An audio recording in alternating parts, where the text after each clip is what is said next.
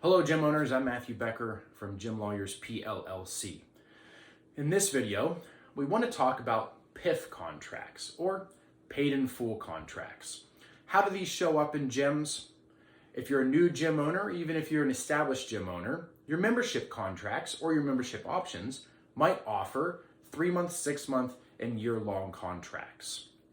And you might require the member to pay up front for that 6-month or that year-long commitment. We'll see gym memberships that say something like it's $200 a month if you pay monthly, it's $175 a month if you commit and pay up front for 3 months, or it's $150 a month if you commit and pay up front for 6 months or a year. In the past, this has come off as a great opportunity for you to lock somebody in and make a lump sum of money now that you can then use over the next 6 months, and then you get another big lump sum of money when that member has to renew their contract. The problem with paid in full contracts is twofold. First, you have to know whether or not your state allows you to sell these paid in full contracts, okay? And the second problem is, what are you gonna do if a member decides halfway through that they no longer want to be a part of your gym and they try to get their money back? That can also cause a big problem. So let's go back over here to point number 1. Does your state even allow you to sell paid in full contracts?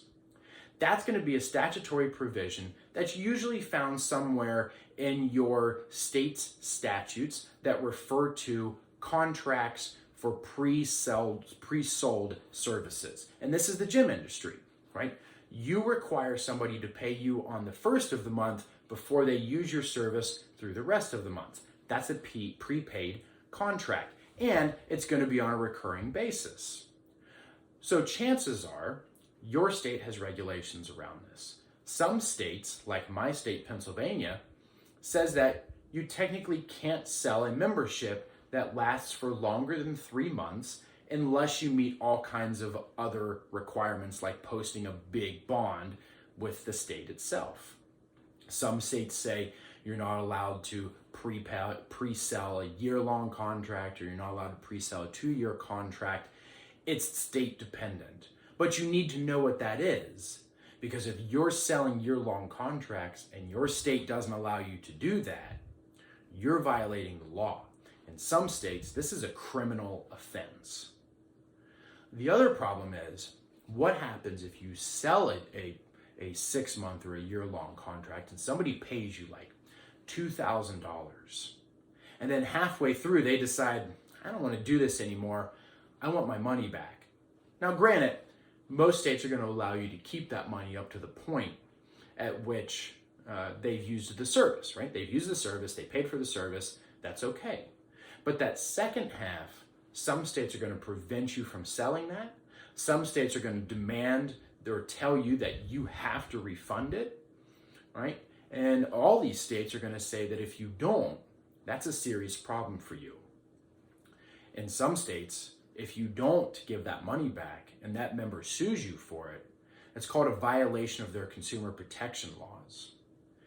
And oftentimes, a violation of a consumer protection law comes with what's called treble damages, which means, let's say that you technically owe this member back $1,000, but they've sued you now under a violation of the consumer protection laws for your state with treble damages.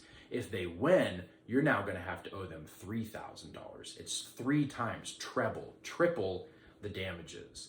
And these can be very big problems for a gym. Okay, which all can be avoided if you just know what your state statute says and then you follow what your state statute says. So reach out to us if you have any questions about your specific statute, because we want to make sure that your membership contracts are in compliance with your individual state's laws.